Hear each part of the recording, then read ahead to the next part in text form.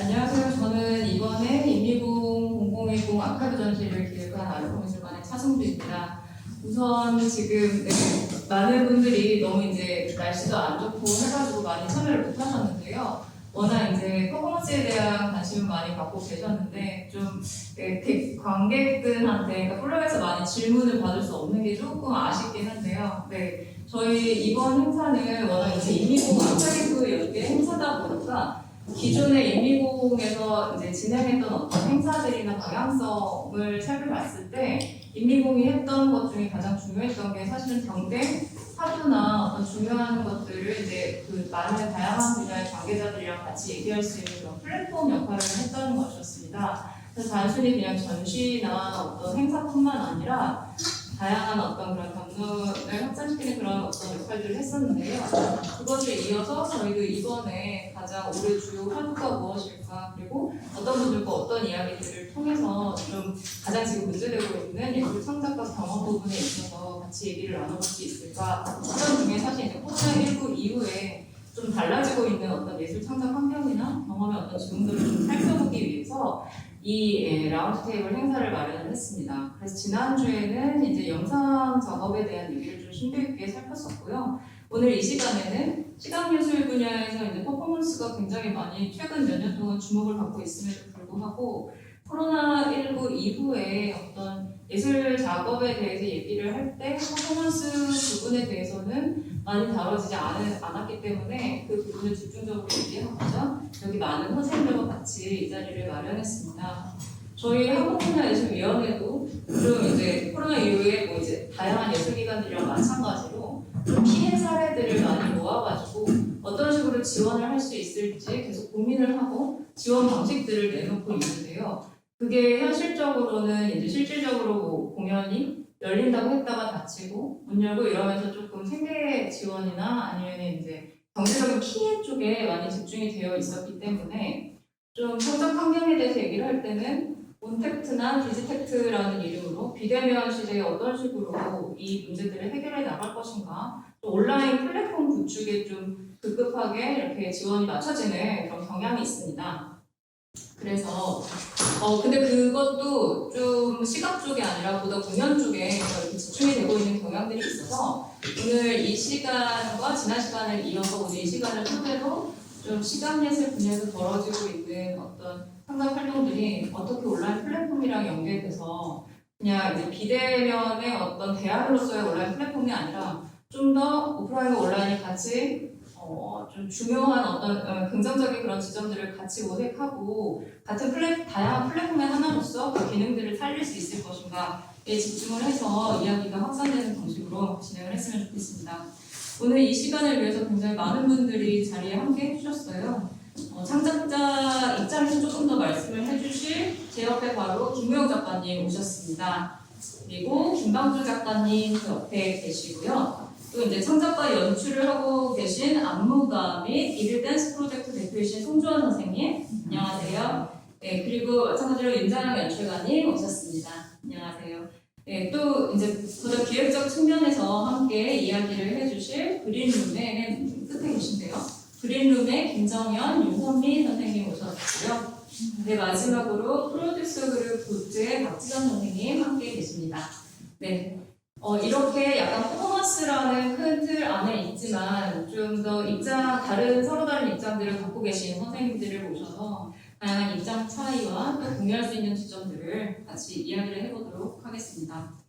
우선 저희 아르코 미술관만 해도 이제 이 코로나19 이후에 갑자기 급하게 어떻게 온라인 전시장을 열지 못하기 때문에 어떻게 온라인 전시를 진행할 수 있을 것인가 하면서 굉장히 1차원적인 방식으로 좀 급하게 플랫폼이라는 이름으로 구축한 경향들이 있었고, 그게 영상 작품의 경우에는 뭐 스트리밍 방식이나 아니면 전시 스케치 방식이 있었고, 퍼포먼스 같은 경우에도 사실은 라이브 스트리밍이 있고 기록 영상 촬영해서 그거를 이제 나중에 플랫폼에 올리는 방식으로 차후에 그렇게 두 가지 버전으로 좀 온라인 전시라는 이름으로 무분별하게 많이 진행이 되어 왔던 것 같아요. 그래서 지금 현재 벌어지고 있는 퍼포먼스의 온라인 전시라는 이름 안에 벌어지고 있는 그런 경향을 어떻게 진단을 하고 계시고 또 이것들이 갖고 있는 어떤 우려사항이나 좀 좀 걱정되는 점, 약간 그런 것들을 좀 같이 말씀을 해주시면 좋을 것 같아서 먼저 창작자 입장에 계신 저희 김우영 작가님부터 이야기를 좀 들어보면 좋을 것 같습니다.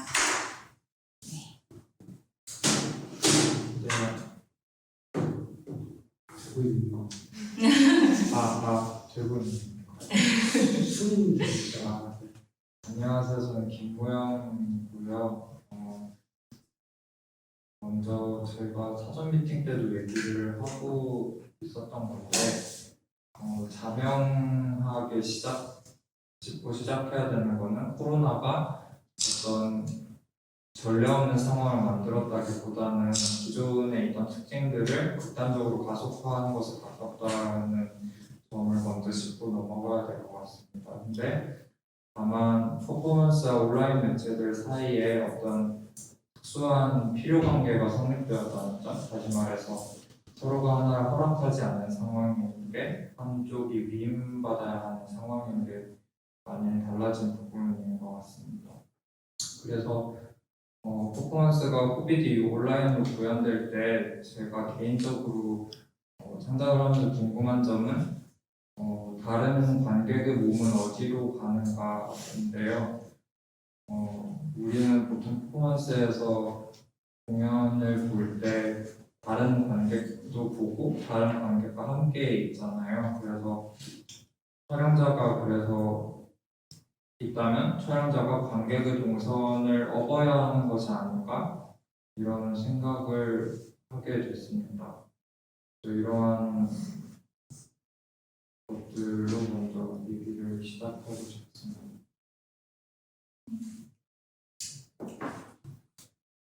네, 이거는 사전 미팅 때도 잠깐 말씀해 주셨지만 약간 너무 이제 전시장, 그러니까 공연장 같은 게 닫히고 이러니까 너무 이제 리허설 같은 느낌이 들었다라는 말이 굉장히 인상적이었는데 정말 리허설이랑 큰 차이가 없는 어떤 그런 현장감이 완전히 배제된 상황에서 퍼포머나 퍼포먼스 연출자나 이런 작가들이 되게 영상 기술을 매개하지 않으면 이거를 전달할 수 없다라는 되게 막막함이 강하게 들 것 같다라는 생각이 많이 들었습니다. 네, 김방 작가님은 어떻게 느끼세요? 저도 방금 김우영 작가님 말씀해 주신 것처럼 코로나가 이 상황을 가속화하게 만든 것에 대해서 좀 동의하는 것 같고요. 그리고 사실 그거를 넘어서 어떤 코로나 상황이 종식된다고 하더라도 이미 감각해버린 이 상황에 대해서 이게 예전으로 돌아갈 거라고는 생각이 잘 안 들더라고요. 그래서 어떻게 생각하면 비단 온라인뿐만이 아니라 작가들이 작업을 진행하는 과정에서 그 어떤 하나의 플랫폼 또는 보여지는 방식 또는 보여지는 공간, 그러니까 예를 들자면 뭐 온라인을 이 공간처럼 인지를 한다던가 그런 식의 과제가 하나 더 중첩된 게 아닐까 그런 생각이 좀 많이 들었고요.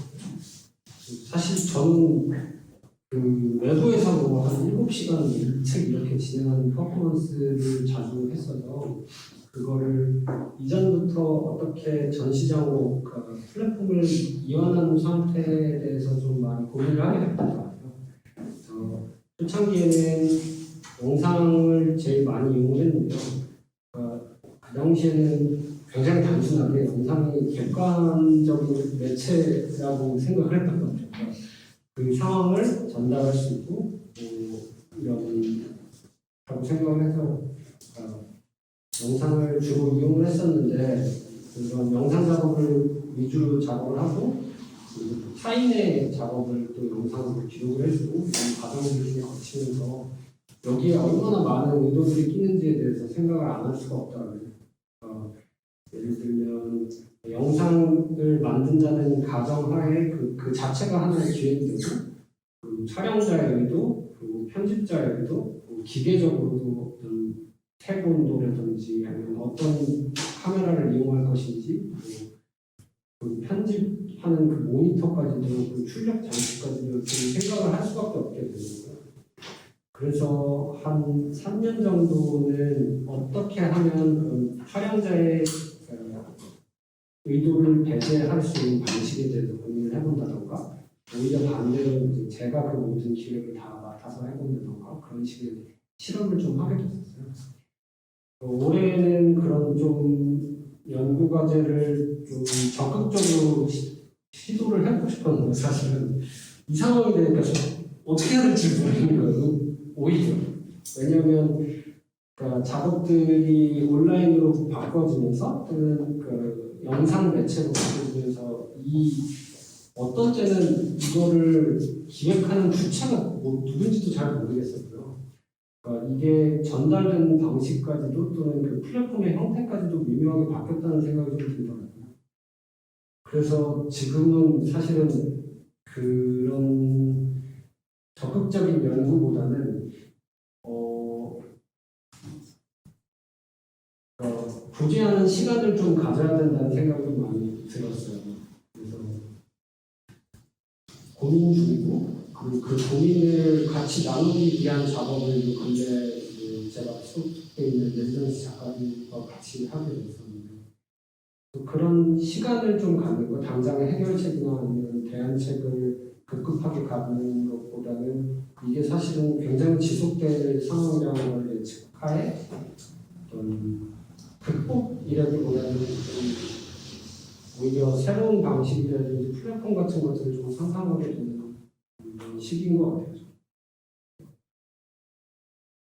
네, 사실은 저희가 지난번에 라운드 테이블도 마찬가지지만 이번에도 좀 전제로 해야 된다고 생각하는 것이 이 오프라인에서 할 수 없는 것을 온라인으로 대안을 생각을 하게 되면은 접근 자체가 좀 잘못됐다라는 생각이 들어요. 그러니까 이 현장에서의 퍼포먼스 경험은 너무나 엄연히 다르고 또 그것을 기록하는 영상물은 또 다른 작업이 되는 거고 그것을 라이브 스트리밍으로 할 때는 그 퍼포먼스를 담지 못하는 그 한계가 너무나 명확하기 때문에 이 다양한 그러니까 실질적으로 관객과 만나는 플랫폼들이 너무나 다양한데 그것들이 단순히 그냥 온라인과 오프라인으로 해가지고 구분지어서 오프라인에서 할 수 없는 것을 대안책으로서 온라인을 한다라고 하면은 이게 사실 해결도 안 되고 어디로 갈지도 잘 모르겠는 거죠. 그래서 사실은 이 다양한 플랫폼들이 갖고 있는 강점 안에서 지금 그 각각의 어떤 특장점들을 잘 인식하지 못하는 어떤 참가자나 관객들 입장에서 조금 더 저희가 이렇게 전달할 수 있는 부분들이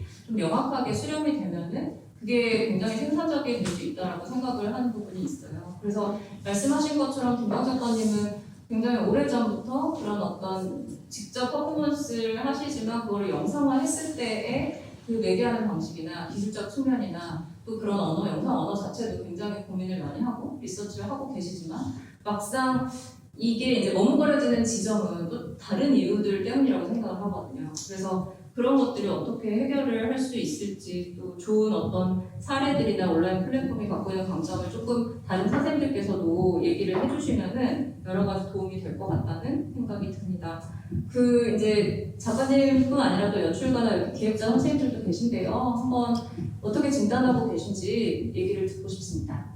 네, 여기 임정현 선생님부터 먼저 얘기를 해주셔도 좋을 것 같아요. 하울도 두툼하지 않어요. 저도 그러니까 어떤 하나의 그러니까 시각으로 이루어져야 할 것들을 어떤 기록물이나 영상 매체로 대체를 하는 거가 아니고 그러니까 애초부터 독립된 창작자로 약간 내가 다루고 있는 몸이나 시간이나 혹은 관객하고 만나고 있는 방식들이 어떻게 변해야 되는지부터 좀 다시 고민을 하고 선택해야 될 부분이라는 생각들이 좀 들었었던 것 같아요.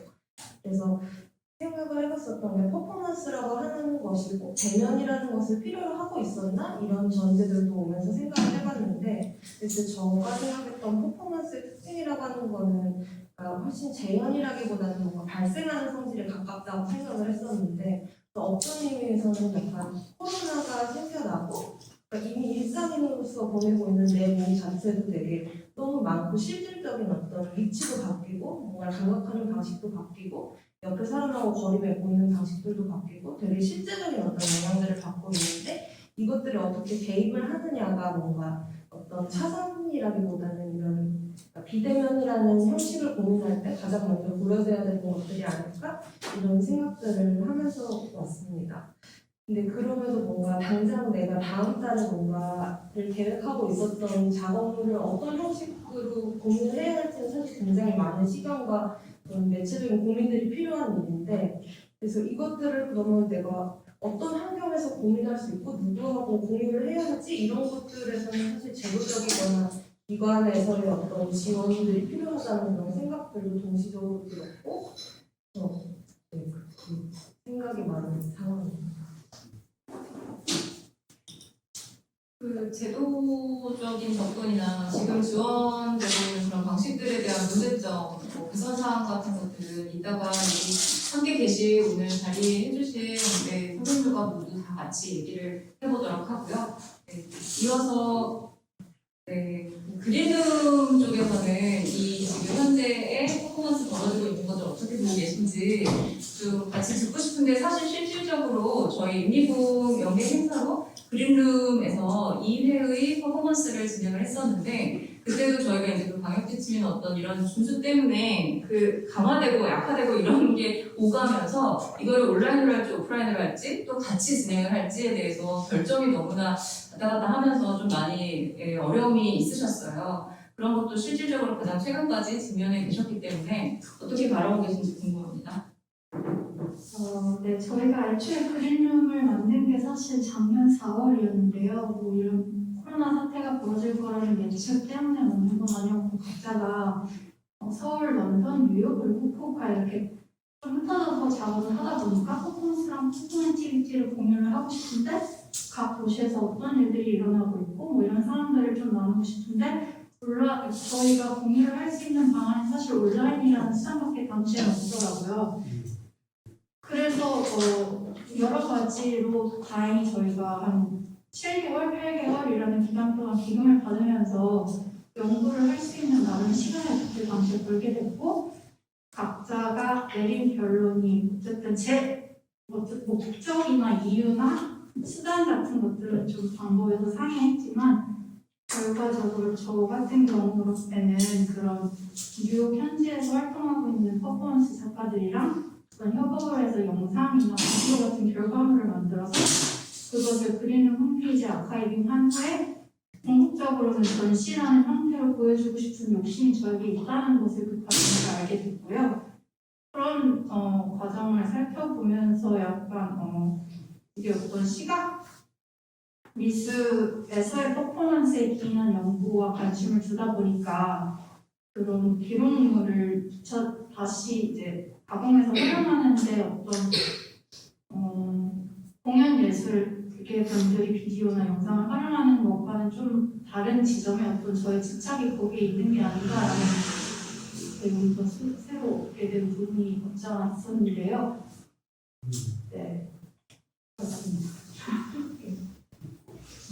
저희 지금 노선미 기획자랑 제가 그린룸이라는 이름으로 같이 묶여서 이 자리에 초대를 받았는데, 사실 그린룸은 콜렉티브보다는 플랫폼 개념에 가까워요. 그리고 작년에 코로나 이전에 그린룸은 공식적으로는 온라인 큐레이토리얼 리서치 플랫폼이지만, 거기서 하고 싶었던 건 기존에 뭐 스카이프든 줌으로 서로 통화는 하고 미팅을 하잖아요. 그런 과정뿐만이 아니라 제작을 실제로 해보고 싶다는 거였어요. 근데 각자 다른 지역에서 제작의 어떤 작업들을 공유하기 위해선 영상으로 제작해서 보여주는 게 좋겠다라는 생각을 하면서 영상 퍼포먼스를 작년에 몇 점을 제작을 해봤어요. 근데 작년에 포커스는 일단 플랫폼을 구축하는 것 자체에 있었기 때문에 그 플랫폼 구축을 위한 콜렉티브로 저희가 시작을 했던 거고, 제가 바라는 건 이게 저희 뭐 두 사람이든 같이 한 뭐 서너 사람만의 모임이 아니라 많은 기획자들과 영상 형태로 만들고 싶어하는 사람들이 오픈된 공간이 되었으면 한다는 생각이 있거든요. 물론 초기 단계에는 이 공간에 사람들이 오고 싶어하기 위해서 저희가 뭐 초기 작업을 해야 되겠지만, 이 코로나 시대 이전에 온라인 영상 작품의 그 배급을 위한 플랫폼으로 생각을 했어요.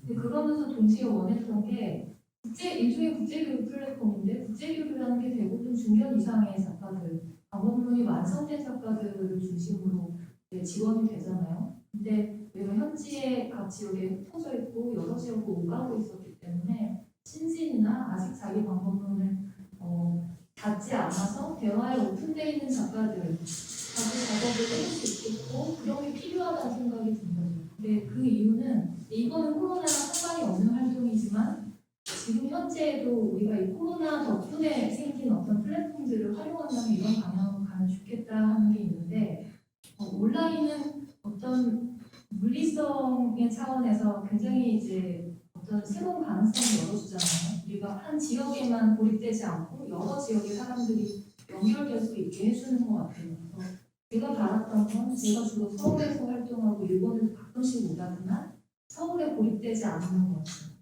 그래서 서울에서만 어떤 경험을 하고 서울에서 우리가 경험하는 그리고 바로바로 자극을 받는 어떤 사건들 있잖아요. 그런 것들로만 고립되지 않고 다른 지역의 작가와 기획자들에게 같이 질문을 던질 수 있는 그런 걸 해보고 싶었고 단지 질문을 던져서 대화만 하는 게 아니라 작품을 제작해야 그 대화가 구체적이 된다고 생각했거든요. 그러니까 미술 안에서 미술로서든 지금 저도 종종 공연예술에 대한 크리틱도 하고 있지만 어떤 분야에 있든 어떤 매체를 다루고 있든 질문을 던지고 말만 할 게 아니라 만들어가야 됩니다. 그 만드는 과정을 통해서 더욱더 구체적이고 더 의미 있는 질문들이 나올 수 있다. 근데 그 만드는 과정에서 당연히 엄청난 실패를 할 수 있고 그 실패가 용인되어야 하는데 작년에 저희가 받았던 지원은 이 플랫폼을 구축하는 것 자체에 있었지 작품을 반드시 완성해서 그 작품을 반드시 공개해야 된다는 조건이 있는 게 아니었어요.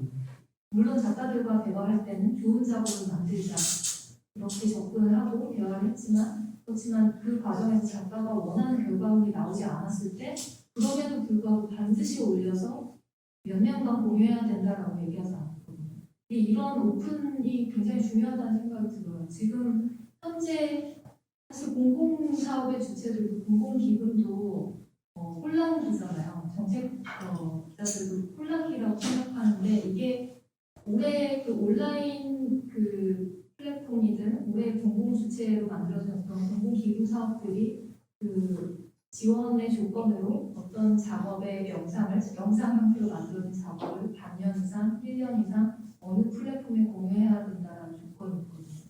근데 작품으로서의 영상이어야 한다고 저는 생각을 하는데 그렇게 공유가 됐죠. 물론 이 부분도 굉장히 생각할 게 많아요. 근데 작가들이 그런 조건을 당연히 이해했기 때문에 지원을 해서 그런 작업들을 만들지만 이해를 하고 만들려고 해도 생각대로 되지 않는 부분들이 있을 거예요. 특히 퍼포먼스 작업인 경우에 기존의 영상 매체로 작업을 해오지 않은 사람들의 경우에는 시행착오가 있을 텐데 그 위험을 부담하는 이유는 다들 지금 지원금에 많이 의존하고 있기도 하지만 지원금에 의존할 수밖에 없는 현실도 있잖아요. 어쨌든 의지하고 있기 때문이에요. 그러니까 그걸 감수하고 거친 결과물도 당분간 공유하고 그렇지만 그것으로 오는 어떤 회의감도 본인이 감수해야 돼요.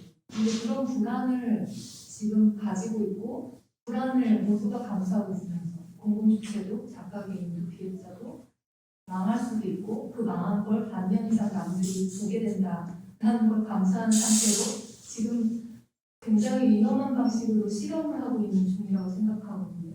적어도 올해는 그랬고 내년엔 조금 더 안정될지도 모르겠지만 기관 입장에선 작가 입장에선 함수회로 작업 방법을 새로운 매체로 새로운 작업 방법을 구축할 수 있다는 건 저는 큰 환상이라고 봅니다.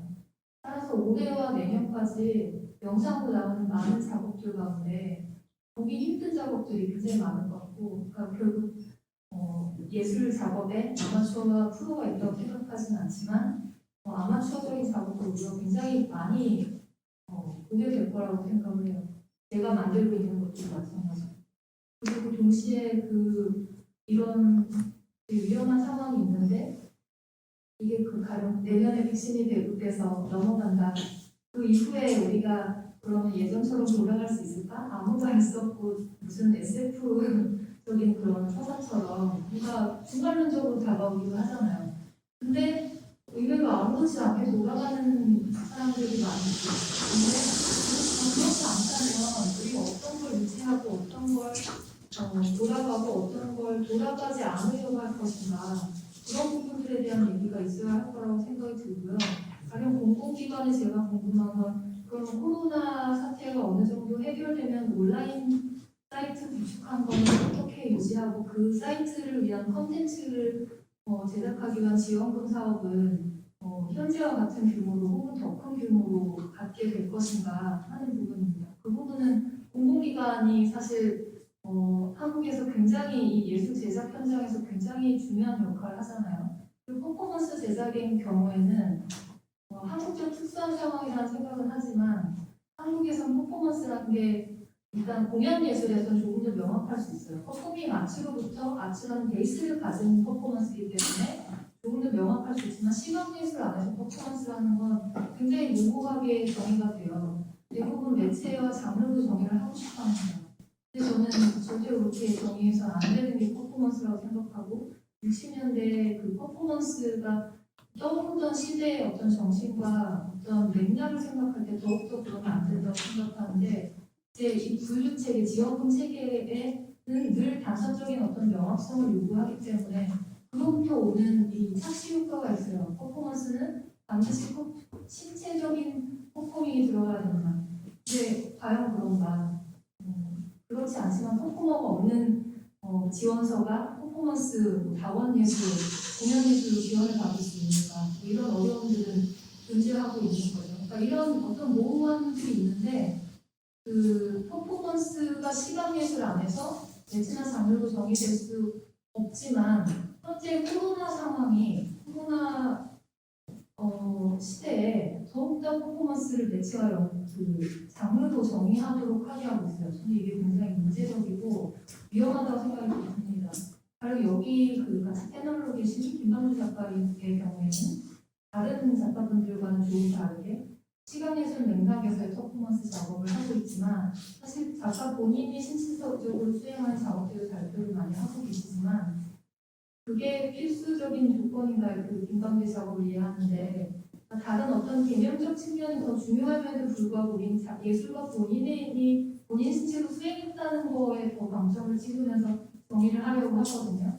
저는 이런 식의 정의 방식이 굉장히 문제라는 생각이 들고 사실 이런 질문들이 지원금 사업에 어떻게 반영될 수 있을지는 모르겠지만 퍼포먼스에 관해서 우리가 공연 예술뿐만이 아니라 시각 예술이든 공연이 아닌 그런 맥락에서의 퍼포먼스에 대해서 접근할 때 이런 어떤 모호한 지점들을 눌러놓고 볼 수 있어야 된다는 생각이 듭니다.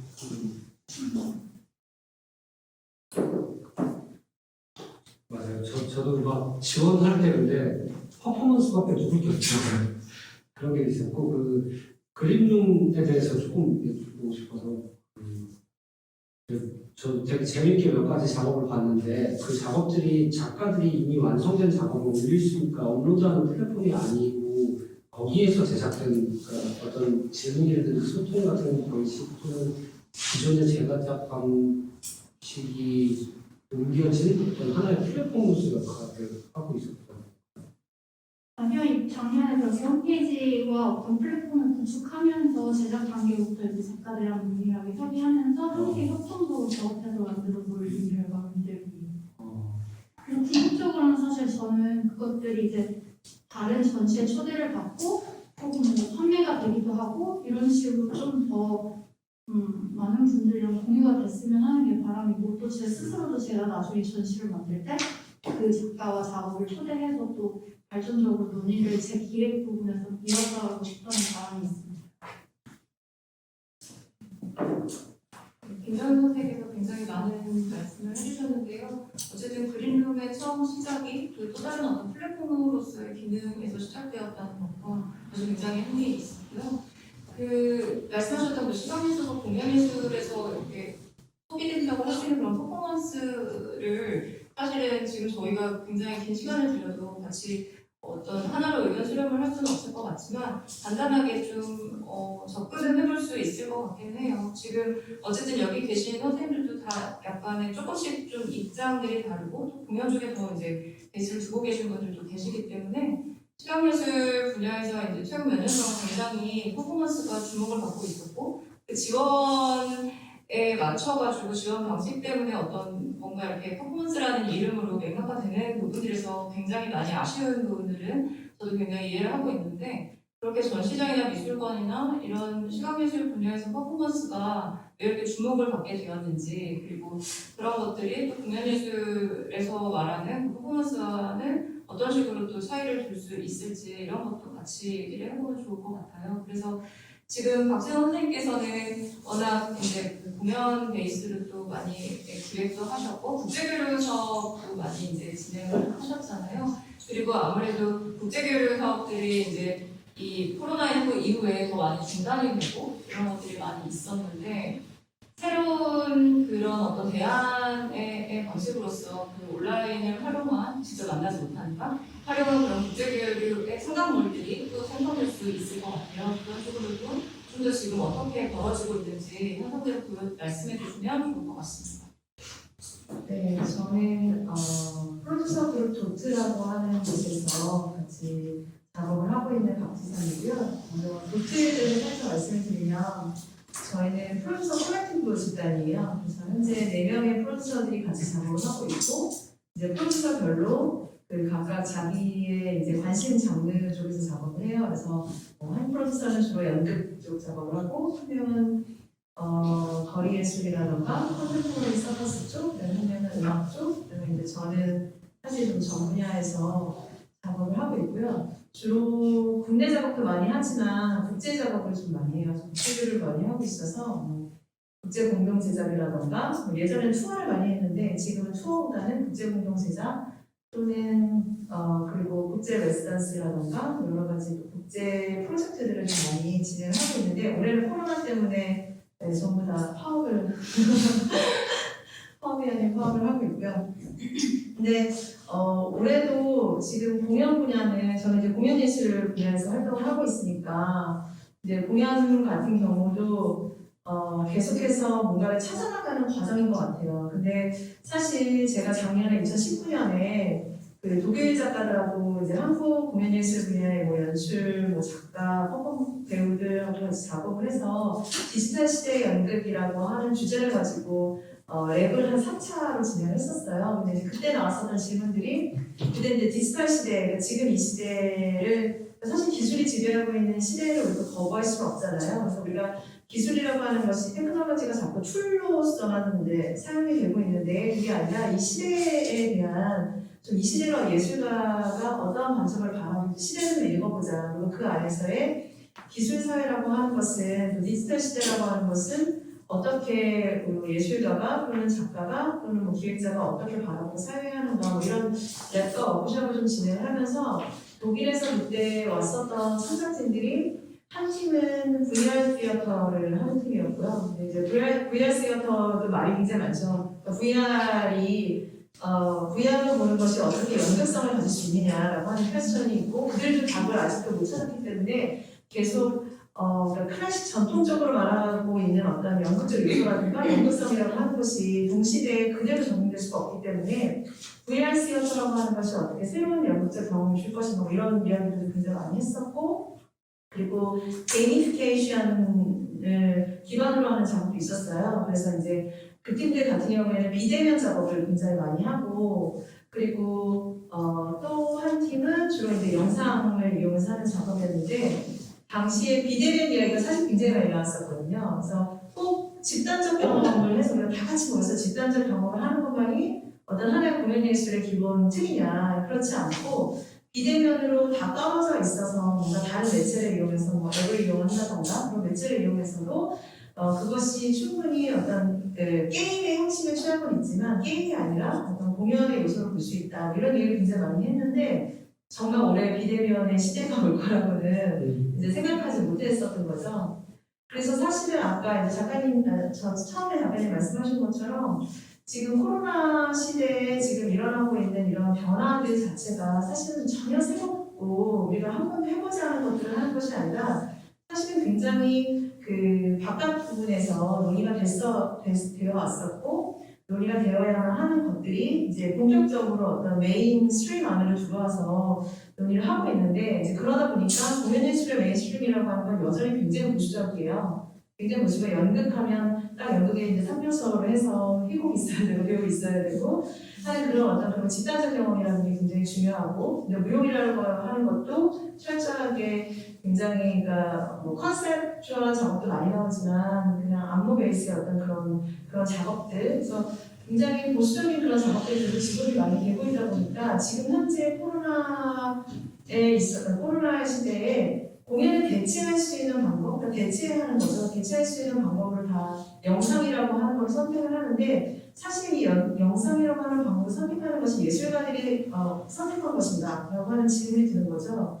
그러니까 예술가들이 충분한 시간을 갖고 뭔가 이 방법들, 새로운 방법들을 찾을 수 있는 어떤 그런 시간들이 충분히 주어지기 전에 사실 공공에서 어떤 지원금의 프레임 자체가 아까도 말씀하신 것처럼 영상으로 제작해서 그 영상을 제작하는 것을 몇 개월 어느 기간 동안 어떤 플랫폼에다가 다 올려야 한다. 그렇기 때문에 모든 결과물은 특히 공연 같은 경우에는 딱 작품, 프로덕션 그러니까 굉장히 프로덕션 베이스의 지원인데 그것이 사실 과거에도 그랬거든요. 모든 것이 다 프로덕션 베이스의 지원이어서 예술가들에게 새로운 어떤 작업을 만들기 위해서는 과정 중심의 지원들이 필요하다라고 하는 목소리가 사실 굉장히 많이 나왔었고 그래서 최근 몇 년 사이에 과정 중심의 지원이 조금 나왔었어요. 근데 이제 이것이 이제 코로나 시대에 이제 온라인으로 바뀌어가면서 이제 어떤 새로운 방법을 찾는데 그 지원 제도도 사실 모두가 다 결국에는 프로덕션 베이스인 거죠. 뭔가를 완성된 작품을 만들어서 근데 그 작품을 만드는데 그게 꼭 영상 작품이어야 되는 거예요. 온라인에 플랫폼에 올려야 하니까.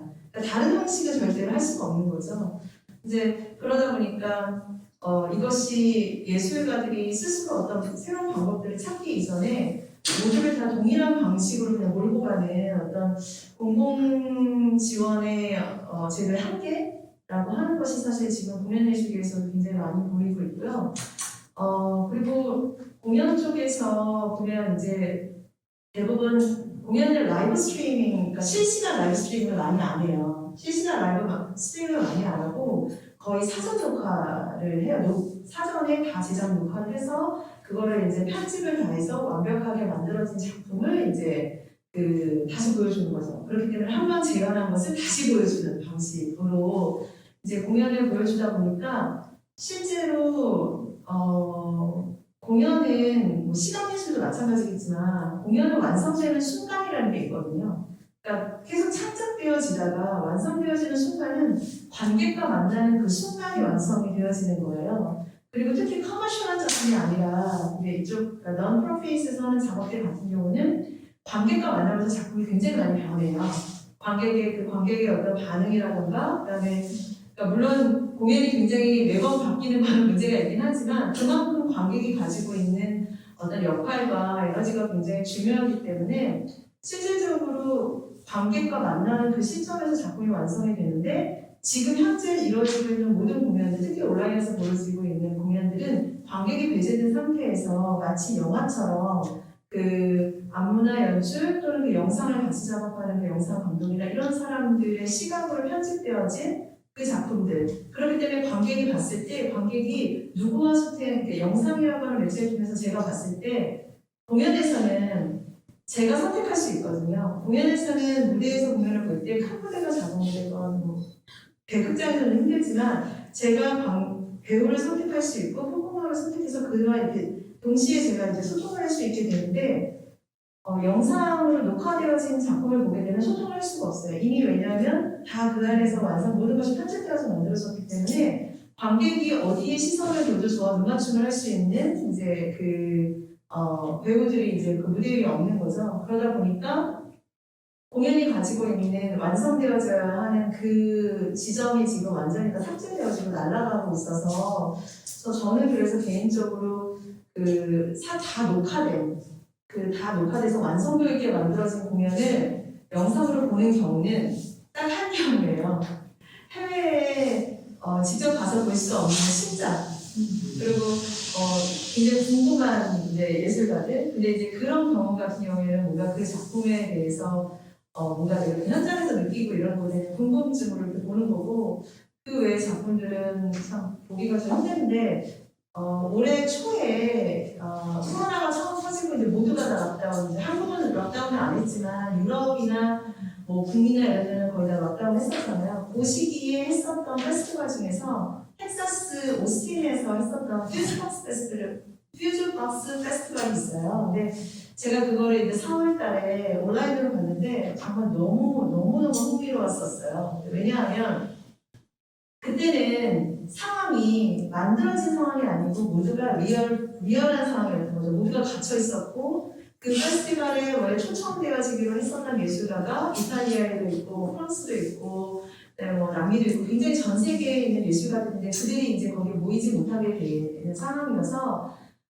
그들과 함께 이제 그 페스티벌이 같이 논의를 해서 어떻게 할 것인가 해서 우리가 그러면 처음에는 이제 대안적 방식을 선택을 하자. 그래서 대안적 방식으로 이제 축제를 했었던 것이 버추얼 스페이스를 만들어서 이제 온라인으로 하는 축제였어요. 근데 그 하는 방식이 이제 대부분 다 그렇겠죠. 뭐 각자 다 집에 갇혀 있는 상황이었기 때문에 자기 부엌 또는 집, 방 또는 뭐 굉장히 자기 뭐 주차장 굉장히 다양한 나의 어떤 공간에서 벌어지는 이제 퍼포먼스였고 그거는 다 라이브 실시간으로 다 퍼포먼스를 했었고요.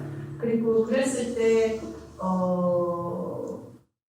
뭐라 그래야 되나요? 그 자체가 하나로 다 만들어지거나 구성되어졌다기보다는 실제로 존재하는 어떤 그런 상황에서 이제 퍼포먼스를 만들어낸 거죠. 그리고 그 했을 때 대부분 이제 그 퓨즈박스에 참여하는 라이브 퍼포먼스는 보통 1명, 2명 정도의 굉장히 작은 규모의 작업이다 보니까 저는 이제 유튜브를 통해서 이제 공연을 계속 하루 종일 틀어놨어요. 그게 이제 2.5일 동안 진행을 한 건데 하루 종일 진행을 해요. 이제 계속 알람이 와서 그럼 이제 하루 종일 이렇게 틀어놓고 계속 보는 건데 계속 소통이 굉장히 되게 독특하게 그때의 경험이 온라인으로 보는데도 불구하고 내가 저 퍼포머와 제가 계속 소통하고 있다라고 하는 생각들이 들고 이제 거기에 또 이제 유튜브는 이제 다 댓글을 다니까 그 댓글을 통해서 서로 계속 관객과 퍼포머와 그다음에 또 다른 관객과 계속 소통하는 어떤 구조로 이제 봤었던 거고 가장 재밌었던 게 거기서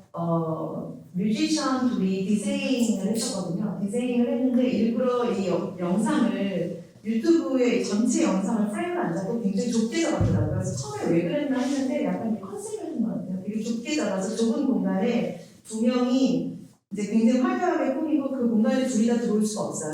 그러니까 그 공간에 나갔다 들어왔다 이런 식으로 하면서 그 디제잉 퍼포먼스를 몇 시간 동안 했는데 진짜 놀랍게 그 유튜브의 공간에 모든 이거를 관람하고 있는 전 세계 관객들이 함께 춤을 추면서 그거를 즐기고 있는 듯한 그런 좀 느낌을 받았었거든요. 그래서 그때 퓨즈박스 페스티벌이 끝나고 나서 거기에는 디렉터들이랑 다 같이 이제 포럼 같은 것들을 같이 했는데 거기서 나왔었던 가장 중요한 얘기가 그거였어요. 우리는 버추얼 퓨즈박스 페스티벌 만들 때 이것이 하나의 대안이라고 생각을 했다. 그러니까 대안이거나 그러니까 뭔가 대체라고 생각을 했는데 페스티벌을 하고 나니 이것은 대안이 아니니까 대체가 아니라 그러니까 오프라인을 대체하는 방식이 아니라 오프라인은 오프라인대로의 어떤 축제가 가지고 있는 특성이 있는 것이고 온라인은 이것은 완전히 새로운 그러니까 관객과 만날 수 있는 그 다음에 이 퍼포머들이 그러니까 어떤 다 만들어진 어떤 무대 완성되어진 무대 위에서 춤을 사는 그러니까 각자 자기 공간에서 그 공간을 활용해서 하는 그 퍼포먼스가 주는 어떤 에너지가 또 다른 소통의 방식이 다른 거죠. 그래서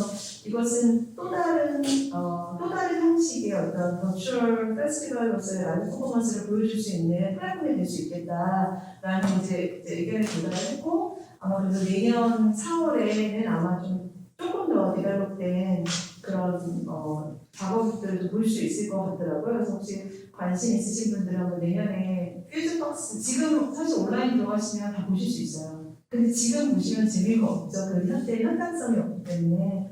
그래서 그런 흥미로운 것도 좀 있었고요. 한국에서는 아직까지는 국내에서는 아직까지는 뭔가 온라인을 이용하거나 온라인 플랫폼을 이용하거나 영상을 이용하는 좀 색다른 그런 작업을 하는 공연들은 아직까지는 그렇게 보여지진 않는 것 같아요. 그 선생님 말씀하셨던 예전에 말씀하셨던 그 그린 모빌리티 그건 어떤? 아 네. 제가 이제 국제교류를 하다 보니까 올해 저는 이제 사실 해외를 굉장히 많이 다니는데 올해는 거의 못 다녔잖아요. 못 다녔는데 올해만큼 외국 친구들하고 많이 얼굴을 맞댄 적도 없는 거예요.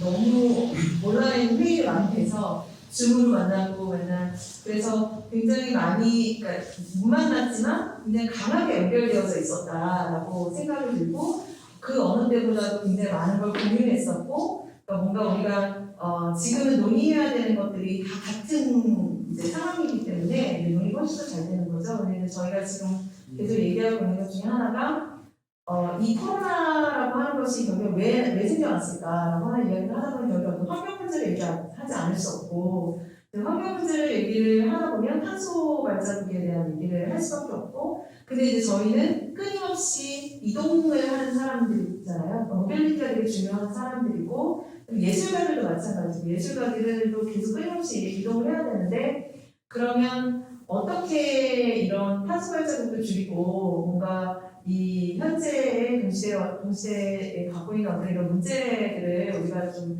같이 생각을 하면서 계속 이동성을 만들 수 있을까라고 해서 이제 그린 모빌리티에 대한 얘기가 굉장히 많이 나오고 있어요. 그래서 사실 유럽에서 한 10년 전부터 얘기가 나왔는데 유럽에서도 당시에 아무도 관심이 없다가 지금 최근에 굉장히 활발하게 얘기가 되어지고 있고 근데 이제 유럽은 그린 모빌리티가 어느 정도 가능한 환경을 고려하면서 이동하는 것들이 가능한 게 거기가 이제 기차나 버스로 다 연결이 돼 있지만 사실 아시아는 다 섬이잖아요. 아시아는 다 섬이기 때문에 아시아 안에서의 그린 모빌리티라고 하는 것은 또 어떤 개념으로 접근해야 될 것인가 이런 얘기들을 지금 아시아에 있는 예술가들과 기획자들과 얘기를 하고 있고요. 그래서 국제교류를 하는 데 있어서도 더 이상 뭐 공연으로 얘기하면 일회성 투어 한 번 가서 내 작품을 보여주는 프로덕션 중심의 그런 교류보다는 예술가가 이것도 약간 그린 모빌리티와 관련되긴 하는데요. 그 이제 지금 현재 상황들이 코로나 때문에 국제교류들을 해외 작품들 많이 못 가져오다 보니까 굉장히 지역을 중심으로 하는 작업들이 굉장히 많이 벌어지고 있어요. 공연 예술 분야는. 그래서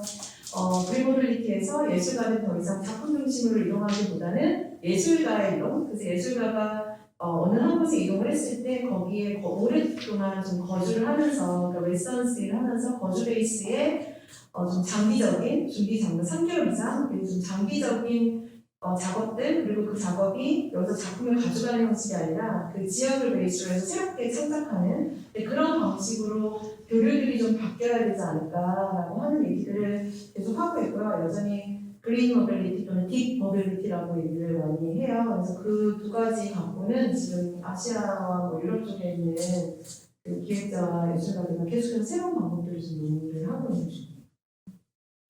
사실 이제 저희가 온라인 플랫폼을 구축한다고 해서 뭔가 이상적인 그런 모델들을 생각을 할 때는 이게 그냥 뭐 현장에서 벌어지는 퍼포먼스를 기록한 영상으로 올리는 플랫폼이 아니라 온라인 자체에서 가능한 것 지금 선생님이 몇 번 예를 드셨지만 그런 식으로 온라인 특화 어떤 콘텐츠 퍼포먼스의 새로운 양상을 끌어낼 수 있는 그런 플랫폼으로서의 역할들을 기대를 했는데 이게 이제 코로나 때문에 가수가 되기는 했지만 지금 이제 퍼포먼스나 공연 쪽으로 지원되는 양상들을 살펴보면은 그 온라인 미디어 예술활동 지원이라고 했을 때는 진짜 앞서 다 문제점을 지적해 주셨지만 그런 퍼포먼스나 공연들을 영상으로 만들어서 그걸 올리는 데 좀 지원들이 투입이 되기 때문에 워낙 이제 긴급 지원이라고 하는 이름으로 지원이 되는데 실질적으로는 굉장히 오랫동안 준비한 어떤 작가나 팀이 아닌 이상은 정말 필요한 작가들한테 정말 필요한 기획자들한테 지원이 안 되는 부분들이 있는 거예요.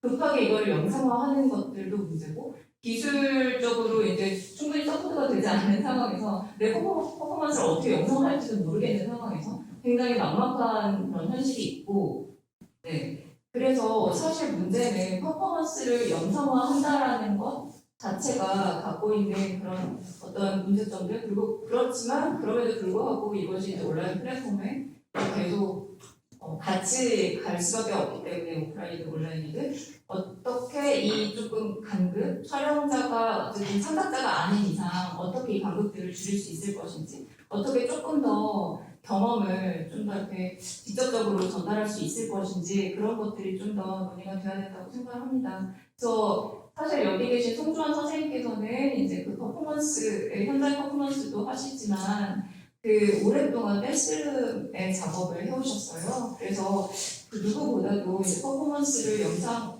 한다고 했을 때 그게 이제 영상에서 시작한 어떤 작업들을 많이 하셨기 때문에 또 다른 어떤 언어에 대한 인지를 하고 계실 것 같아요. 그래서 여기 계신 상담자 분들 빼고 또 어떤 팁도 드릴 수 있을 것 같고 또 가장 이렇게 무분별하게 이렇게 제작되는 그런 영상에 대해서 문제의식을 많이 갖고 계실 것 같습니다.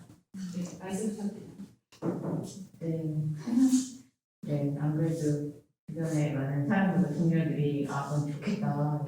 너를 위한 데는 없다. 이런 얘기를 많이 했었는데 그때 그렇지 않습니다. 저는 원래 이제 극장을 중심으로 한 블랙박스를 중심으로 한 작업을 하다가 그 블랙박스 안에서 무대를 만들고 하는 것들이 제가 부딪힌 일단 도저히 할 수가 없었더라고요. 그래서 도시의 장소에서 보다 더 현실적으로 내 몸과 맞닿아 있는 판타지성이 좀 배제된 그 작업을 하고 싶어서 도시의 장소에서 작업을 하는 걸 선택했고 그 작업을 잘 보여주려고 하다 보니까 제 공연을 보러 오신 분들이 내 친한 사람이 나중에 공연을 기록한 걸 봤는데 사람들이 너무 많아서 이렇게 앞에 보지 못하니까 딴 데 보고 있더라고요. 그래서 관객들한테 내가 만들어낸 그 누목들이 표현하고 있는 장면들을 더 잘 보여주기 위한 방식으로 공연을 기록하는 걸 만들었어요. 그래서 처음에는 공연을 기록하는 방식으로 영상을 만들었고요. 저희 아까 제가 좀 전에 말씀드린 관객이 있는 상태에서 공연을 기록하는 방식으로 원래는 춤을 그렇게 기록이 됐어요. 공연을. 그런데 그게 아닌 저는 관객분들께 더 잘 보여주기 위해서 온라인 플랫폼을 만들고 왜냐면 장소에서는 이제 객석이 확보가 안 되거든요. 근데 공연을 보여준다는 거는 관객을 만난다는 건 객석이 확보가 돼야 되는 게 굉장히 기초적인 기본적인 그 상황이에요.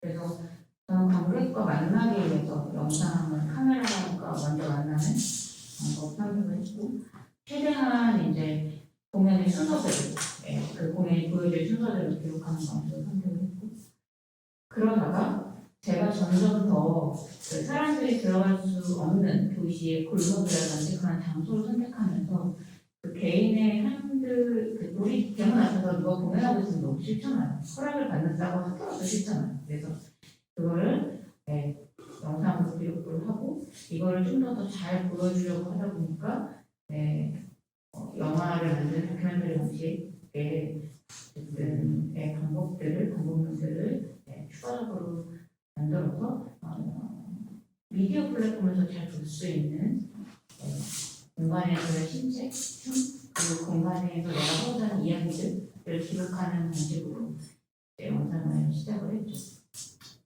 그러다가 저는 그래서 저희가 이제 공연을 지원을 받을 때 퍼포먼스, 라이브 퍼포먼스, 장소 특정적 공연, 거리의 공연으로 지원을 받아서 실제 공연을 하고 공연을 하는 거 따로, 라이브 공연 따로, 영상을 기록하는 영상 펜스필름 따로 그래서 따로 제작을 했거든요.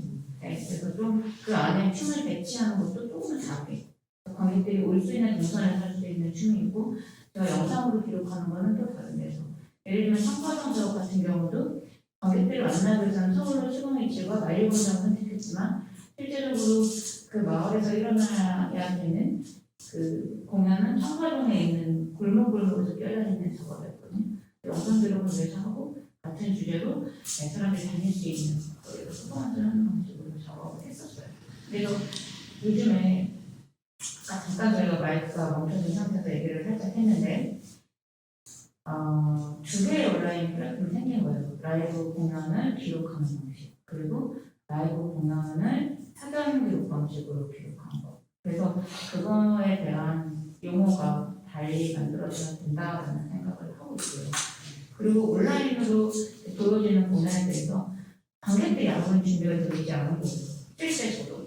제가 해외에 있는 되게 좋아하는 무용단이 온라인 플랫폼에 뜬다 그래서 처음에 살짝 한 4월쯤에는 신이 났어요. 그 공연을 실제 가지도 않고 볼 수 있다니 그리고 이제 설레이는 마음과 흥분된 마음으로 모니터를 썼는데 그 춤의 호흡이나 흐름을 카메라가 따라가지 못하거든요. 그래서 오히려 그냥 안 볼 걸 하는 생각이 좀 들더라고요. 오히려 그 시공간이 그래서 라이브 공연이 얼마만큼 중요하다는 거를 저는 오히려 요즘에 기록된 공연들이 올라오는 걸 많이 느끼고 있어요.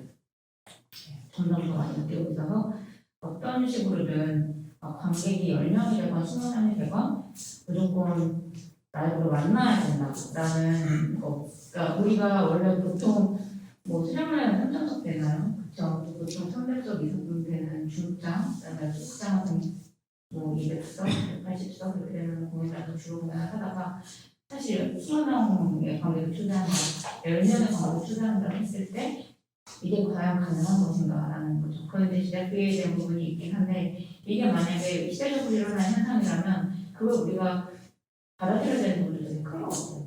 네. 그리고 어차피 공공기금이라든지 지원 사업으로 우리가 공연을 만들어주는 거 굉장히 많기 때문에 또는 사실 생각해보면 사실 이건 진짜 말도 안 되는 얘기인데 얘기해도 되죠. 저희가 그런 얘기 했어요. 옛날에 품앗이를 진짜 공연 많이 했거든요. 그래서 조금 아쉽더라도 품앗이를 좀 털어서라도 라이브 공연을 하고 싶다. 네. 좀 모자란 곡이 어떻게든 하면 안 될까? 이런 말도 안 되는 꿈과 이야기를 이렇게 한번 했었던 적이 최근에 있었고요. 그래서 저는 지금 답답한 게 관객분들도 이 상황에 대한 인식을 하는 매뉴얼이 되게 필요하다고 생각해요. 우리가 마스크 써야 되고 손 어떻게 씻는지 알려주잖아요. 하는 것처럼 이 공연은 진짜 라이브 공연이다. 이 공연은 공연을 사전 제작된 공연이다. 이거는 예를 들면 뭐 퍼포먼스를 위한 어떤 상황을 뭐 기록한 것이다. 그래서 그거를 작가가 참여자가 선택할 수 있고 저처럼 이건 댄스 필름이다. 이거는 기록한 퍼포먼스다. 이거는 라이브다. 라는 것들을 선택할 수 있듯이 관객들도 그걸 선택해서 볼 수 있는 매뉴얼을 공공기관에서 명시를 하는 것이 좋지 않을까라는 생각이 들고요. 제일 고려되는 부분이 미디어 플랫폼으로 공유되는 퍼포먼스가 다 분수가 되게 짧게 편집해서 나오잖아요. 그 파편들이 떠돌아다니잖아요. 이미지들이지 그 호흡이나 그런 퍼포먼스가 가지고 있는 시각성을 다 기록해서 관객들과 같이 공감할 수 없는 상황이거든요.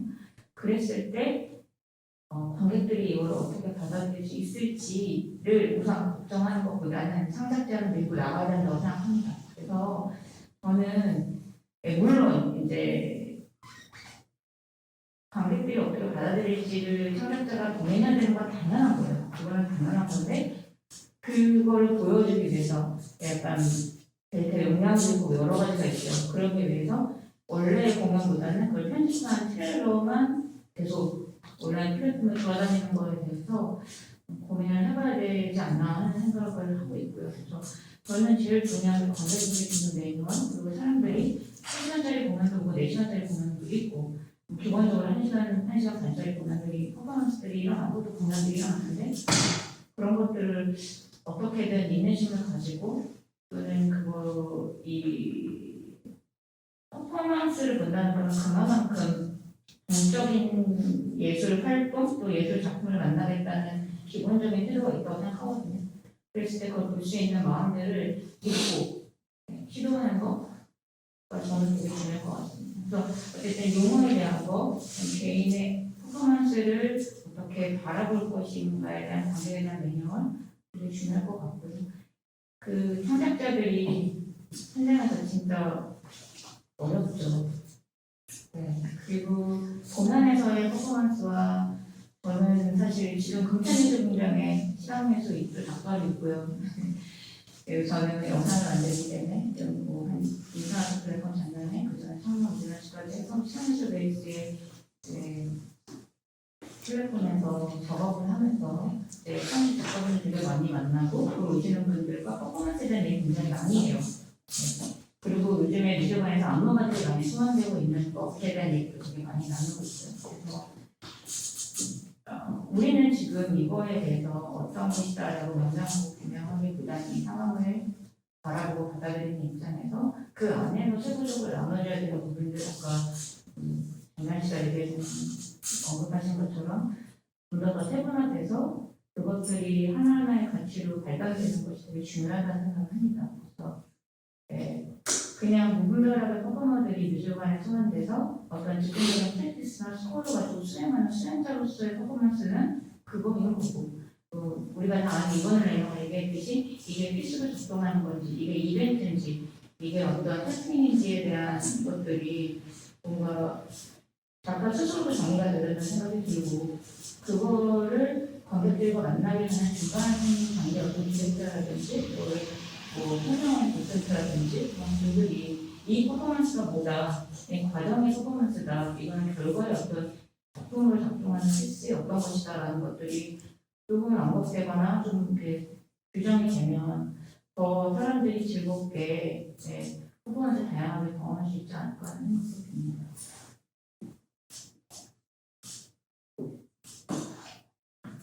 네. 네.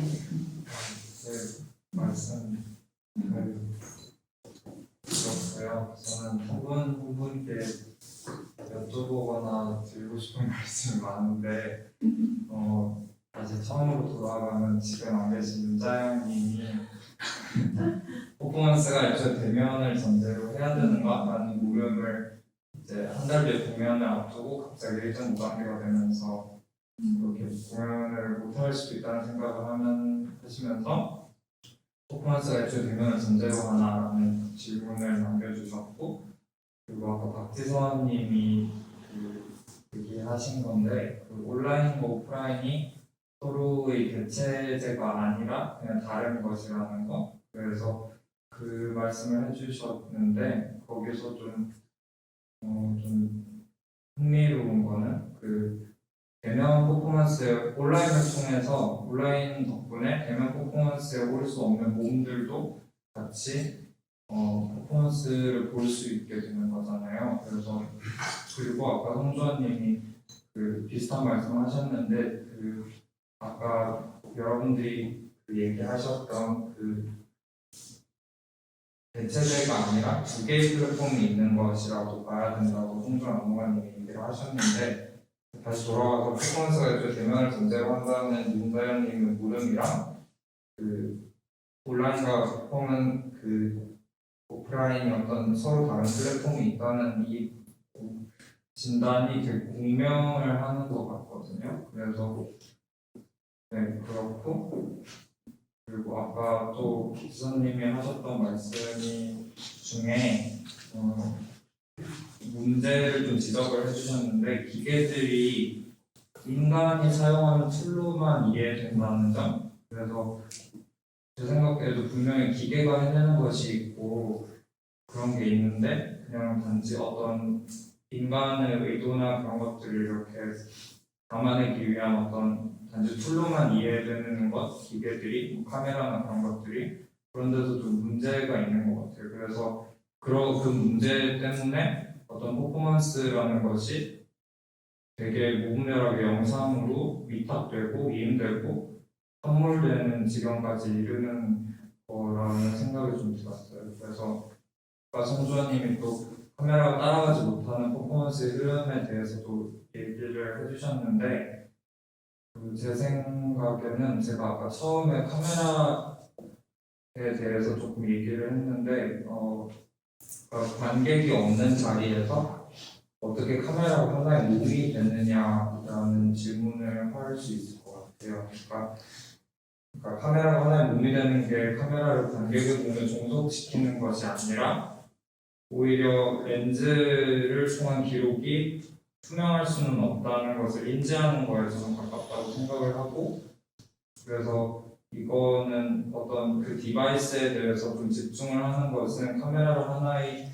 특수한 몸으로 격상시키는 것에 가깝다고 생각을 해요. 그래서 이런 것에 대해서 고민을 충분하게 하지 못할 때 단지 퍼포먼스가 영상 매체로 위탁되는 거가 나타난다고 생각을 하고요. 그래서 마지막으로 아까 김정현 님이 퍼포먼스가 되게 시간 예술에서 모호하게 매체화되고 되게 모순적으로 매체화되는 퍼포먼스에 대해서 얘기를 해주시면서 어떤 편견처럼 퍼포먼스가 신체를 보여주는 것에만 국한되는 것 같다는 지적을 해주셨는데, 제가 생각하기에도 더 이상 퍼포먼스는 어떤 인간의 몸에 한정되는 것은 아니라는 생각이 들어요. 그래서 이 지점으로도 어떤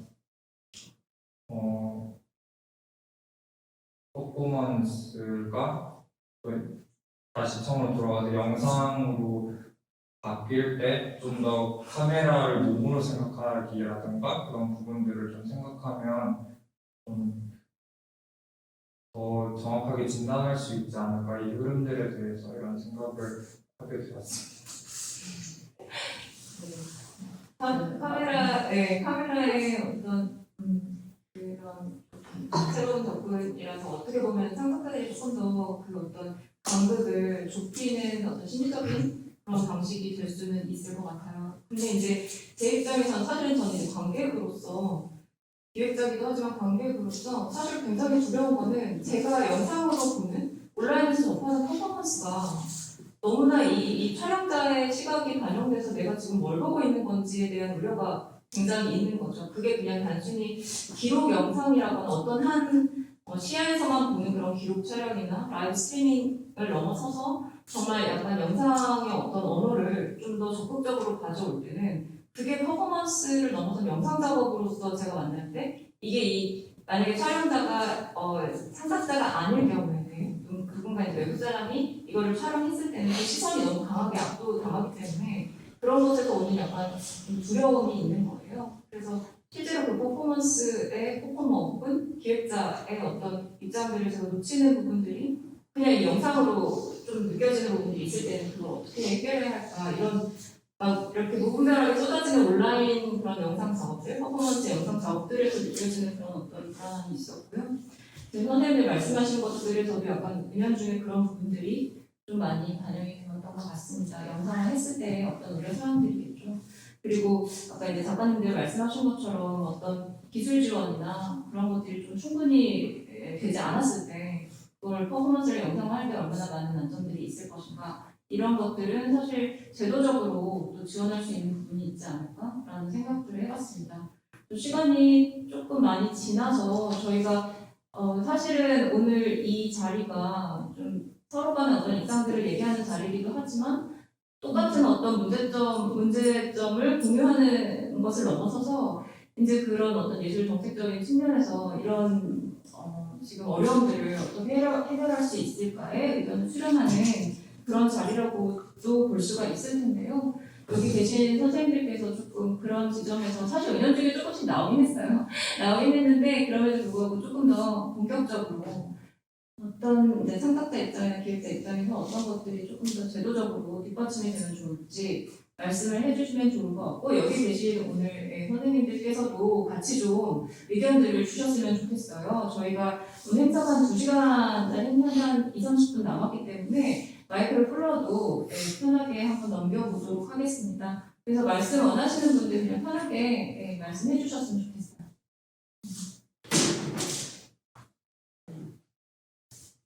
네. 마이크 하나라서 그냥 크게 얘기하면 안 될까요?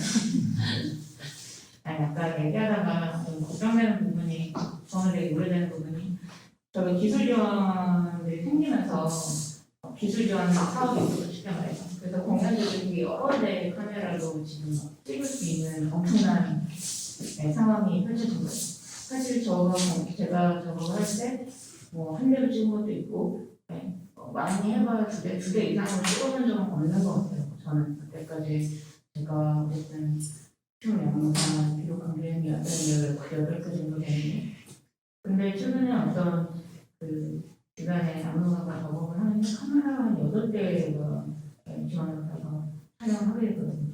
그 카메라 장비도 어마어마하게 좋은 거고, 근데 그게 보편적이지 않다는 거죠. 그래서 지금은 영상을 작업하는 것들이 카메라를 예산을 따로 쓸 수 있고 해서 하지만 실제적으로 그러게 돼도 어렵기 때문에 그거에 대한 대안이 있어야 될 것 같아요.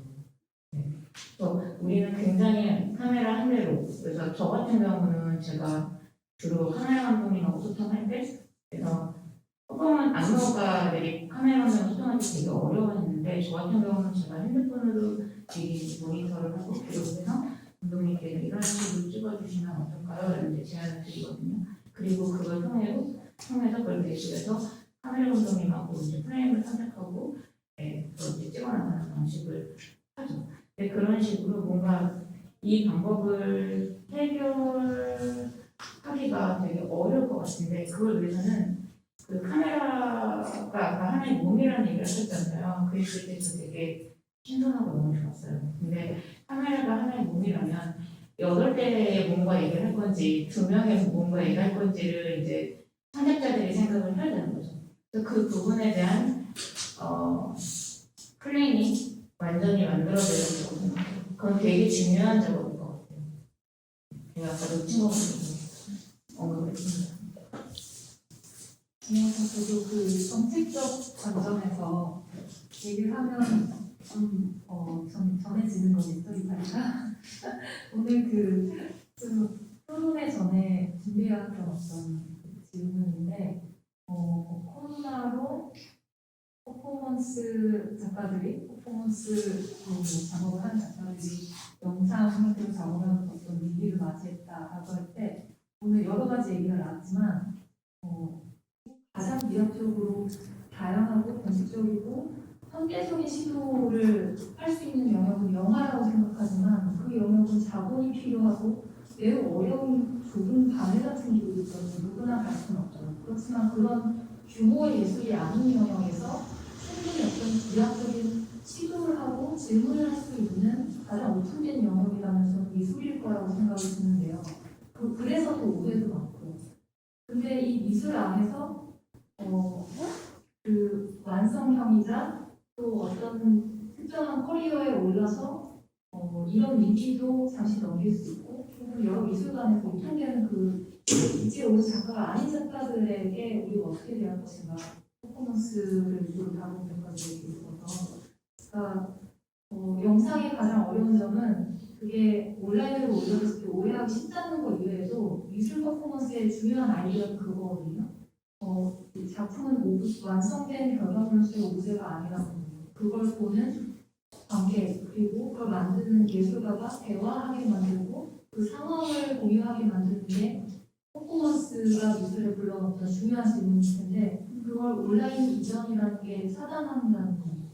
근데 이건 공연과는 다른 맥락일 것 같아요. 공연과 좀 다른 맥락에서 좀 고민일 텐데 그래서 제가 그 정책적으로 이런 어떤 요구를 한다고 이런 게 필요하다고 생각한다고 그게 옳은 방향일 거라고 생각은 들지 않지만 이 심신에서 공연 이전에 커리어의 어떤 주기나 혹은 방법론을 구축해가는 단계에 있어서 그 심신이거나 아직 실험 단계에 있는 작가들에게 대해서 영상으로 퍼포먼스를 제작하는 어떤 지원 기회가 주어진다고 할 때 좀 그게 일단 한 해만에 뭔가 결과를 내라는 식은 아니었으면 좋겠어요. 그리고 단지 그래 좀 젊은 작가들한테 돈을 더 줄게 더 많은 작업을 제작해봐라고 그냥 제작비를 축적하는 식은 아니었으면 좋겠어요.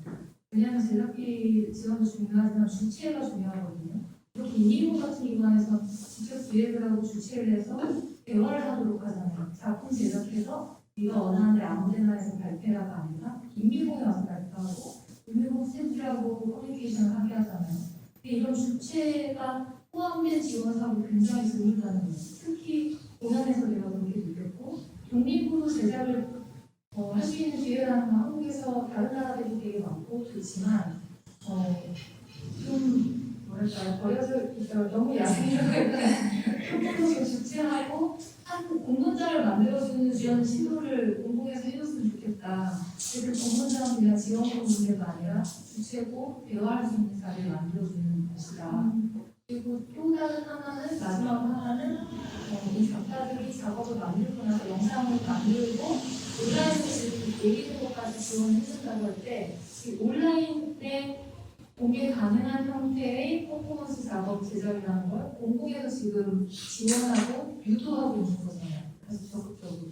이걸 근데 필요했던 사람들도 있고 이미 준비된 사람들도 있고 그냥 올리면 되는 사람들이 있어요. 근데 그렇지 않은 경우 이게 만약에 새로운 미술 맥락에서 보자면 새로운 어떤 예술의 예술 커뮤니티를 작동시키기 위한 중요한 형식이라고 할 때 이걸 연구하기 위한 시간이 필요할 것 같아요. 이거는 코로나 사태가 진정돼도 그 이쪽으로 이어질 수 있도록 연구하는 기획들을 많이 지원을 해줘야 되고 그래서 아까 잠깐 영화의 성취에 대해서 얘기했는데 그 영화 감독들 불러다가 기록시키면 되냐? 그런 거 절대 아니라고 생각해요. 그 미술 영상이 영화 예술과 굉장히 다른 어떤 어떻게 누가 보면 그렇게 일어나지 않다고 할지도 모르겠지만 그런 수준의 문제가 아니라 독특한 어떤 미학적인 측면이 있고 성사적인 측면이 있는데 그런 걸 퍼포먼스에서도 시도할 수 있도록 이 안에서의 그 연구가 필요한 것 같거든요. 이런 걸 좀 고려해서 사업들이 나왔으면 좋겠다. 그리고 그냥 토론회, 연구회라고 하면 예산을 되게 너무 적게 편성해서 있으나 마나하게 하는 게 아니라 충분히 오픈하고 작품을 만들어보는 것 자체를 연구로 할 수 있게 하는 그런 지원이 필요하지 않을까 하는 생각이 들었습니다. 지원 정책에 대한 네. 제가 그 지난주에 독일에서 하는 공연을 가려고 했어요. 텔레그램을 이용해서 가는 거였고요. 근데 물론 걔네 시간에 맞추려고 새벽 1시부터 4시까지 하는 정도 생기긴 했지만 텔레그램 방식으로 해서 그쪽하고 계속 소통하면서 하는 그런 연극이었거든요. 홈커밍이라고 하는 작품이었는데 이런 작품은 비대면 작품이잖아요. 근데 이런 작품을 한국에서 지원을 받을 수가 없어요. 지금 온라인, 지금 코로나와 관련해서 온라인 플랫폼이나 미디어마다 이거 관련한 지원이 굉장히 많이 나오잖아요. 근데 실제로는 굉장히 다양한 실험을 할 수 있고 다양한 접근을 할 수 있는데 이미 그냥 영상화라고 하는 것이 거기에 이름이 딱 박혀있기 때문에 다른 방식으로는 예술가들이 참여 접근을 할 수가 없는 거죠. 그런 제한들이 좀 있고 그럼 왜 그럴까라는 생각을 해봤어요. 왜 그럴까라는 생각이 들면 지금 지원 제도는 예술 창작 지원과 향유자 지원과 예술 향유자 지원과 예술 복지 지원과 세 가지가 다 합쳐진 지원인 거예요. 그러니까 코로나 때문에 예술가의 생계를 위해서 지원을 해줘야 되는 게 있고요. 향유자 관객들에게 계속 좋은 어떤 문화 예술의 그걸 이제 제공해줘야 되는 향유 지원이 있잖아요. 이게 모든 걸 다 합쳐놓은 거죠. 모든 걸 합쳐놓으면 어떤 하나는 만족이 안 되는 거예요. 아까 말씀드린 것처럼 관객대로 볼 수 있는 작품, 너무 많은 작품들이 지금 제작이 되지만 그 작품들을 과연 누가 볼까라는 질문들이 들거든요. 관객들을 자꾸 보지 않고 접근하지 못하는 것도 있고 예술가는 예술가대로 그 정해진 어떤 한계 내에서 창작을 해야 되기 때문에 어려움을 겪을 수밖에 없고 또 복지 차원에서 뭔가 생계와 관련해서 지원을 해준다고 했는데 결국에는 작품을 보고 지원을 해주니까 늘 봤던 사람만 받게 되는 그러니까 사실 지금 지원 제도가 이런 식으로 좀 모든 것을 결합해서 지금 하나에 다 담아서 지원하는 방식이기 때문에 저는 굉장히 큰 문제라고 생각을 해요. 그래서 이것들을 정확하게 분리를 저는 해야 된다고 생각을 하고요. 지금 코로나 때문에 많은 예술가들이 생계적으로 되게 어려운 거는 우리가 모두 알고 있기 때문에 예술 복지에 대한 보편적 복지를 좀 높여줘야 된다고 생각이 들고요. 그걸 예술 복지에서 그것들을 고민을 다 해주시고 만들어주는 게 맞고 창작 지원에 있어서는 이것이 영상화라고 하는 것이 아니라 코로나 시대라고 하는 것은 어쨌든 다시 돌아갈 수가 없거든요. 그러니 코로나 시대의 예술가들은 어떤 방식으로 관객과 소통하고 내가 어떤 방식으로 새로운 창작을 할 것인가라고 하는 그 길을 좀 찾아갈 수 있도록 그 아까 말씀하신 것처럼 단년이 아니라 단년 동안 그리고 실패할 수 있고 그러니까 꼭 어떤 작품이 만들어져서 온라인 플랫폼에 올라가야 된다라고 하는 건 어쨌든 완성된 작품 남이 누가 봐도 괜찮다고 올려야 되는 거잖아요. 근데 그런 것이 아니라 어쨌든 비대면의 시대, 코로나 시대의 예술이라고 하는 것은 어떻게 새로운 모습들을 만들어낼 수 있을까? 비대면 시대의 예술이라고 하는 것은 어떻게 관객과 소통할 수 있을 것인가? 라고 하는 것에 대해서 예술가들이 스스로 답을 찾을 수 있도록 그 초점에 맞춰서 지원을 해주는 게 맞다라고 봐요. 그리고 향유자 지원은 또 따로 가야 되는 거죠. 또 관객들을 위해서는 또 다른 방식의 고민들이 필요하다는 생각이 좀 들고요. 그래서 지금 현재의 지원 제도에 모두가 결합되어져 있는 것들을 좀 떼어내고 그것들을 구분해서 지원해주는 방식으로 가야지 사실은 이게 좀 해결되지 않을까? 내년에도 예산이 좀 계속 커진다는 얘기 들었거든요. 온라인 쪽에 뭐 여기저기 예산이 커진대요. 근데 올해처럼 동일하게 한다면 결국에는 아무도 보지 않는 예술가들은 여전히 고민만 하게 되는 그런 작업들이 계속 만들어지지 않을까 생각이 있어서 정책과 지원 제도를 만드시는 분들이 제발 좀 이 얘기를 좀 들으시고 이게 저만의 의견은 아닐 거예요. 굉장히 많은 분들이 생각하시는 거여서 꼭 고민을 좀 많이 해주셨으면 좋겠습니다.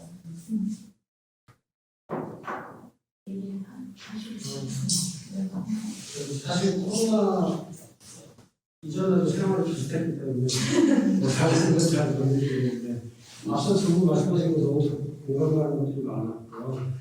일단 저는 크게는 두 가지 정도 문제가 있었던 것 같은데 그래서 영상으로의 전환이 될 때 문제가 그 어떤 구분이 제대로 되어지지 않기 때문인 것 같아요. 아까 차승규 선생님도 잠깐 언급해주신 것 같은데 이게 어떤 기록 영상인지 혹은 트레일러인지 그리고 이게 어디까지가 영상으로 그 작업이 담겨서 옮겨졌는지에 대한 언급이었고 그것들이 작가들도 문제일 수 있고요.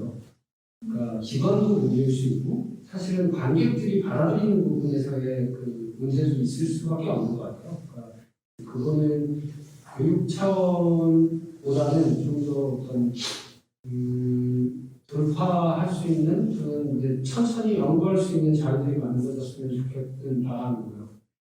그리고 사실은 그러니까 제가 7월달에 개인전을 한 달 동안 이제 공간 안에서 퍼포먼스를 했는데 퍼포먼스 잘 모르겠는데요. 어쨌든 거기서 상수를 하면서 어떤 행위를 했는데 결국에는 그 안에서 벌어지는 행위들은 담지 않았어요. 왜냐하면 관객이 필요했고 공간이 필요했고 이 상황이 끝나는 것까지가 제가 보여주고 싶었던 그 어떤 하나의 연출이었기 때문에 이거를 영상으로 옮기는 거는 그 당시 저는 불가능하다고 생각했어요. 그래서 사실 옮겨지지 않는 김정은 의원님이 말씀하셨지만 사실 이 지원 프로그램 자체가 중립하고 한정지어져 있는 것들이 많지 않나. 그러니까 그건 비단 장르 구별뿐만이 아니라 결과 중심적인 그런 어떤 기획던 글을 요구하는 것들이나 이런 것들 그런 부분에서의 좀 문제가 있지 않았나 이런 생각이 좀 듭니다. 관객분들 혹시 궁금하신 거 있으신가요?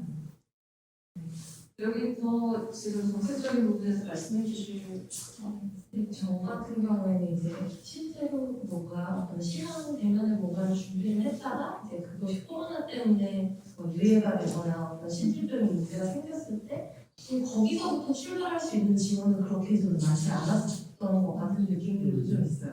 그래서 기간이 유예가 된다는 건 단순한 일도 아니고 그만큼 들어오는 인력들과 그 노동하는 시간과 혹은 사실 다시 뭔가를 재생산하는 힘을 내는 것도 되게 버거운 일들이었었는데 그렇게 좀 실질적인 어떤 매체를 먼저 선택을 했던 간에 그것이 어떤 어려움을 겪었을 때 거기에 실질적으로 지원돼야 하는 제도도 따로 있어야 한다는 생각이 좀 들었었고 근데 그것들과도 별개로 저는 약간 앞에 내용들을 들으면서 창작자들이 비대면 약간 언피트 이런 말들로부터 좀 되게 자유로워야 된다는 생각들도 좀 들었었던 것 같아요. 아까 그 퍼포먼스의 매체가 꼭 몸이어야 하는가 혹은 대면이라는 전제를 두어야 하는가 이런 것들도 마찬가지이고 그래서 오히려 뭔가 영상과 뭐 실제 어떤 뭐 대면과 비대면 이런 분할들을 좀 두기 전에 그러니까 그것들을 좀 더 구체적이고 섬세하게 생각을 했으면 좋겠다는 생각이 들더라고요. 단어들이 먼저 오기 전에 그랬을 때 제가 약간 인상이 깊었었던 거는 전에 무슨 얼킴 레지던시라고 하는 갑자기 제가 그냥 일상을 보내다가 한참 이제 코로나가 좀 심해서 사람들을 못 만나고 있을 때 갑자기 메일 하나가 왔었는데 제가 몇 년 전에 했었던 작업을 가지고 그것을 어떤 사람이 갑자기 그 스코어 같은 것을 만들어서 저에게 보냈었거든요. 딱 그 메일을 봤는데 예측하지도 못했고 저 사람을 만나지도 않았는데 저 메일을 받고 나가지고 이제 저에게 뭔가 생기는 어떤 파장 같은 것들이 있더라고요. 근데 그때가 하필 내가 집에 혼자 있으면서 되게 많은 어떤 영상들도 소개하고 콘텐츠도 소개하고 많은 선택을 오히려 혼자 있는 공간에서 할 수 있는 이런 코로나가 터지는 그런 시간에 되게 긴밀하게 개인적인 어떤 연락과 그러니까 만나지는 않지만 되게 유기적인 어떤 실천들이 있다는 것 자체가 좀 특이한 형식처럼 느껴졌던 그런 경험이 있어서 그러니까 꼭 이게 어떤 뭔가 어떤 실제와 시간과 이런 프레임들을 좀 빼고는 어떤 상상력을 가지는 것도 필요하지 않나 이런 생각들이 좀 들었던 것 같습니다. 근데 그거를 어떤 프로그램 또는 지원 사업에서 구분을 짓는 것들 때문에 작가들의 이야기가 그쪽으로 좀 더 모아지는 것도 있을 것 같아요. 이 영상에 말씀. 저는 아까 뭐 카메라가 그 몸이 되냐 이런 얘기를 했는데 그거를 뒤집어서 얘기하면 카메라가 몸으로 격상되는 게 얼마나 어려운지에 대한 얘기도 함께 할 수 있을 것 같다는 생각이 들어요. 그래서 아까 말씀하신 것 중에 온라인이 퍼포먼스가 점유하는 걸 차단한다는 말씀이 좀 인상이 깊은데 거기서 다시 어떤 온라인 매체나 영상으로 그걸 피할 수가 없다면 이걸 좀 더 정확하게 진단을 해봐야 된다는 얘기에서 아까 그 얘기를 한 거였는데 다시 말해서 카메라가 어떤 몸으로 되는 거가 얼마나 어렵고 얼마나 저기 힘든지에 대해서 얘기를 하려면 저번에 사전 미팅 때 얘기했던 김밥 얘기를 하면 좋을 것 같은데 퍼포먼스가 김밥이면 영상은 그거를 칼질하는 거라고 생각을 하거든요. 어쩔 수 없이 영상이 가지고 있는 어떤 효과들이나 시공간을 편집하는 것들을 무시를 할 수 없고 아까 카메라가 어떤 몸되기를 얘기를 했지만 사실 편집을 하는 사람의 주관도 굉장히 많이 녹아서 퍼포먼스를 많이 바꾸는데 그래서 이거를 칼질을 하는 게 어쩔 수 없다면 뭔가 이거는 제가 저번에 윤원아 비평가님을 만나면서 얘기를 들었던 건데 영상에 대해서 좀 얘기를 해주셨거든요. 영상은 어쩔 수 없이 내가 이런 것을 보여주기 위해서 이렇게 하고 이런 선택을 해서 이런 효과를 만들 거야 라는 거가 어쩔 수 없이 작동할 수밖에 없다는 얘기를 해주셨어요. 그래서 영상을 편집할 때는 어떤 효과를 상정해 두고 그것들을 역순으로 선택을 구성해야 된다는 얘기를 해주셨는데 그것처럼 정말 어떤 디바이스나 어떤 온라인 경험을 어떤 하나의 몸으로 격상시키는 게 얼마나 어려운지에 대한 얘기도 좀 덧붙이고 싶었습니다. 인미공 0020 퍼포먼스에 어쨌든 참여를 해본 경험자로서 이게 공기관에서 운영되는 곳이다 보니까 단계가 격상되고 격화될 때마다 그 방침이 달라지는 바람에 어떤 관객의 순환, 대면이 되면 이런 것들을 계속해서 다시 고민하고 다시 수정하고 그런 작업들을 몇 달간 좀 반복했던 그런 과정이었던 것 같아요. 근데 앞으로 어쨌든 제가 퍼포먼스를 총 2회 진행을 했을 때 처음에 이제 10분의 관객이 오셨고 그 다음에는 20명 정도 되는 현장 관객까지 받아가지고 이제 다른 어떤 공간각들이 교환되는 그런 지점을 제가 강하게 느끼면서 대면을 저희가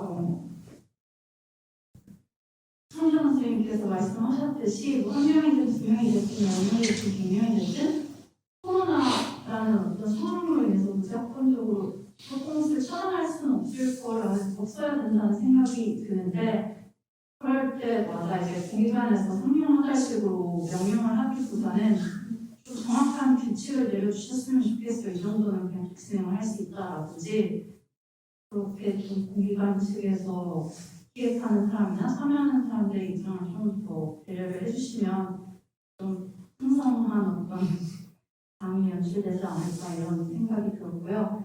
또 시각예술에서 기인한 퍼포먼스에 대해 관심을 이어갈 때 해양화 조각 같은 경우는 이제 일반적인 어떤 감상이 이루어질 때가 진다고 생각을 했을 때 퍼포먼스는 이제 사람과 사람 혹은 뭐 어떤 것들 간에 쌍방의 교류가 이루어지는 데 있어서 저는 거기에 관심을 어떻게 두고 있는 편인데 그런 어떤 대면이 가지는 중요성을 놓지 않을 수 있게 좀 지라든지 어떤 교육 이런 것들이 있었으면 좋겠어요. 지원을 하는 게 이렇게 얘기하면 반영이 되겠죠? 사실 새로운 방법론이나 그러니까 실험을 하기 위해서 지금 예술 지원은 누군 다 예술가 지원이거든요. 예술가에게만 가는 지원이에요. 저희가 플랫폼에 가는 지원이 없어요. 그 플랫폼이라는 게 다른 게 아니라 사실 갤러리나 극장이나 아니면 여기 뭐 그림룸이나 뭐 저희 도서도 마찬가지 이런 여러 그 민간이나 공공에서 활동할 수 있는 그런 플랫폼들이 예술가들하고 결합이 돼서 예술가들이 그 안에서 같이 고민하고 같이 방법을 좀 찾아나가는 그런 게 좀 많이 필요한데 한국은 대부분이 그게 공공이 그 역할을 좀 하고 있고요. 대부분 다 공공이 하다 보니까 공공은 어쩔 수 없는 제한에 걸리거든요. 그냥 단계가 격상이 되면 가장 먼저 문을 닫아야 되는 게 공공이고 가장 늦게 문을 열어야 되는 게 공공이에요. 근데 민간들은 그 안에서 굉장히 유연하게 안전한 방식에서 안전한 울타리에서 민간은 굉장히 유연하게 예술가들과 작업을 할 수 있거든요. 그렇기 때문에 저는 지원의 방식도 예술가 개개인의 지원도 있지만 그것이 차적 지원에 있어서는 그걸 같이 고민할 수 있는 플랫폼이나 그런 쪽의 지원, 민간의 플랫폼들 지원이 가서 예술가들과 그 플랫폼이 함께 그런 고민들을 좀 유연하게 새로운 실험도 하고 좀 참여를 할 수 있도록 그런 어떤 지원들이 필요하지 않을까. 그게 코로나 시대에 어쨌든 모두가 다 문을 닫고 그렇게 하는 게 아니라 어디는 닫을 수밖에 없지만 어디는 어쨌든 간에 돌아갈 수 있게 하는 그래서 이게 좀 균형이 맞아야 되는데 지금은 공공이 다 지배하고 있다 보니까 닫아놔야 되는 거죠. 예술가도 무조건 멈춰야 되고 그래서 이제는 이 시대에는 이제 민간으로 좀 이렇게 돌아가야 되지 않나라고 하는 생각이 듭니다. 네, 의견들 다 한국이 좀 그런 지원이나 정책 부분에서 좀 약간 원하시는 방향들을 잘 말씀해 주셨는데요. 지금 8시가 돼서 저희가 예정한 시간들은 지금 마무리를 해야 되는데 혹시 좀 플로에 계신 선생님들 중에서 약간 질문이나 의견들을 받고 싶거든요. 혹시 의견 있으시면 편하게 말씀해 주시면 좋을 것 같아요.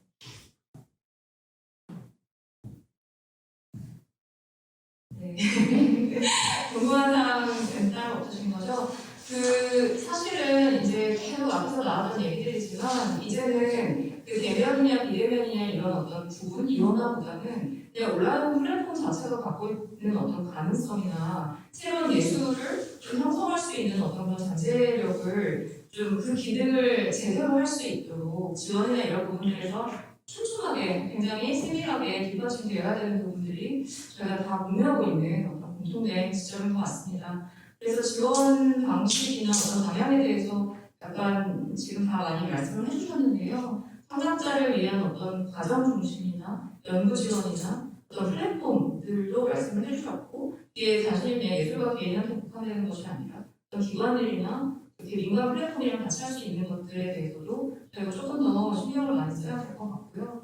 그리고 이제 공연이나 어떤 이런 일정이 조금 연기되면서 어떤 그런 부분들을 놓치고 있는 사각지대가 발생한다고 말씀을 하셨는데 이 부분은 어떤 식으로 좀 지원을 할 수 있는 부분이 있을지도 다시 좀 고민을 해봐야 되는 부분인 것 같아요. 그래서 사실 저희가 이런 라운드 테이블을 이제 기획을 한 것도 어떤 해석이나 명확하게 이렇게 결과를 내기 위한 것이 아니라 이런 공론장이 계속되어야 이런 것들이 조금 더 이제 뭐 정책을 지원을 하는 그런 어떤 기관들의 이런 목소리가 계속 들어가야 조금씩 움직일 수 있다라고 생각을 하거든요. 지금 너무나 갑자기 마치 코로나 때문에 모든 게 바뀐 것처럼 저희가 계속 목소리를 내놓고 있지만 그게 아닌 거라는 것들은 창작자나 모두 다 알고 계실 것 같아요. 이미 굉장히 오래전부터 뭐 온라인이나 오프라인이나 이런 어떤 예술 활동들의 플랫폼으로서의 가능성을 다 알고 계셨고 근데 이제 갑자기 코로나 때문에 지원하는 부분에서 너무나